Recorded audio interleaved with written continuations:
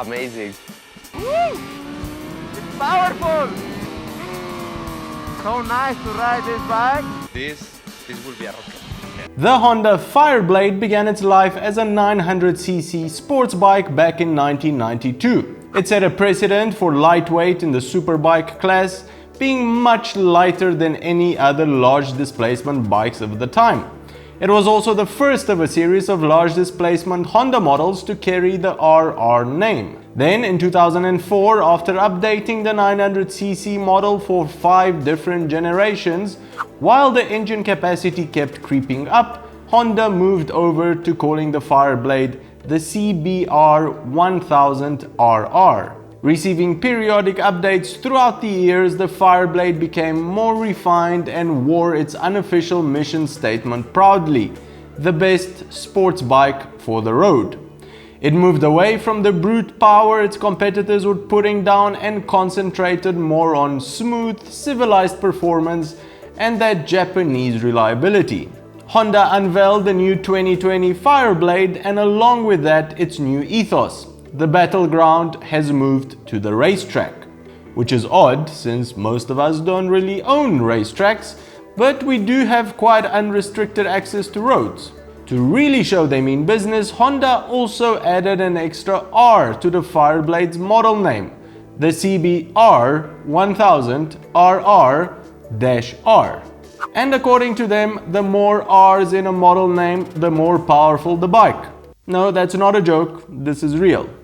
For those keeping score, we are at 4 R's now, so let's delve deep down into all of the changes and see what the new 2020 Fireblade is all about.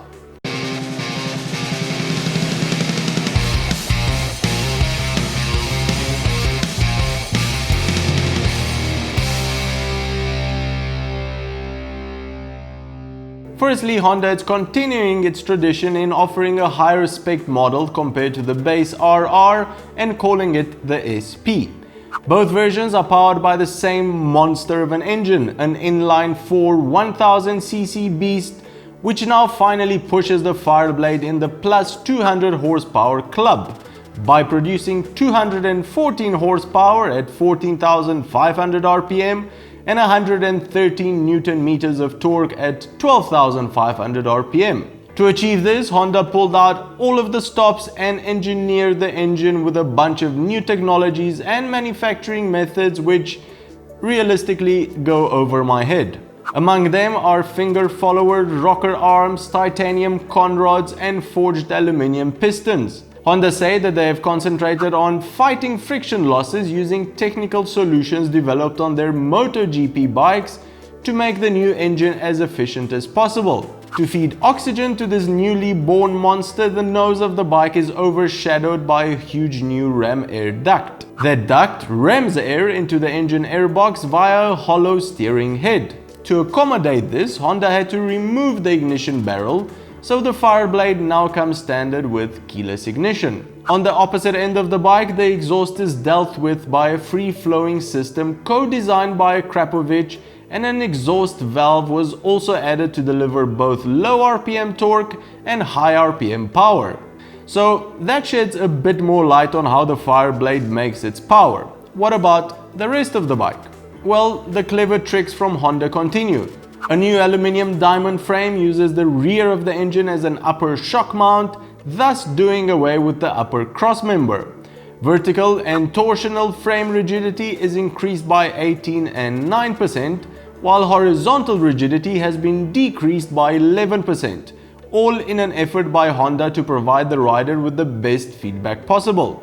If you opt in for the base Fireblade, suspension will be handled by Showa's 43mm BPF fork on the front and a Showa balance-free rear cushion light shock on the back, while braking is handled by new Nissin 4-piston radial mounted calipers. If you however spurge up to the SP version, the suspension package is now handled by Öhlins, and the Nissin calipers get replaced with Brembo Stylema calipers, which are operated by a Brembo master cylinder and brake lever. It is worthy to note that the Öhlins suspension on the SP version offers a lot more adjustability, allowing the rider to configure multiple settings for the track and switch instantly while riding. Aerodynamics play a huge role when it comes to sports bikes, and Honda has been very thorough when designing the aerodynamics for the new Fireblade. Now, this wasn't such a difficult job for Honda because at the end of the day, what they basically did was hand down the existing aerodynamics package on their MotoGP bike, the RC213V, to the Fireblade. This includes a pair of 3 winglets on each side to increase downforce and improve braking stability, although these are not adjustable. The fuel tank is shaped to let riders have a lower riding position, and cutouts either side of the windscreen let the bike roll and yaw more easily. In conclusion, best-in-class aerodynamics on the Fireblade, and if Marc Marquez is happy with them, who are we to say otherwise? Now we are in a very fast corner and the front is stable. The new winglet is unbelievable. And especially now we are in a very hard brake point and the bike is stopping really well. Electronics include all the kit you'd expect from Honda's creme de la creme. 9-mode traction control with launch control, 3 different riding modes, a 6-axis IMU, a color TFT to show all of the race information you would need, keyless ignition.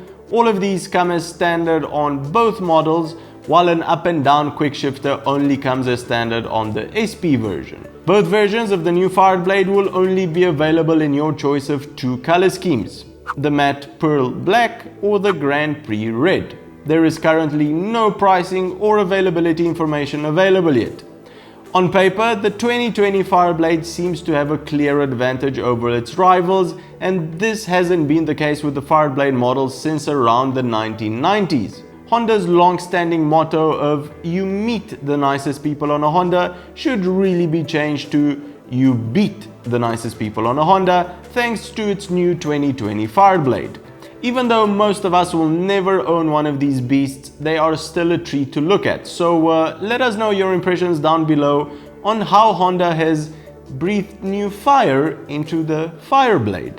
Had to do that, Dave, sorry. Well, that's the show, everybody. Give it a big thumbs up if you've enjoyed it, and if you think you've learned something new, consider subscribing or becoming a Patreon to help us make more of these shows. Cheers, and I'll see you on the next one.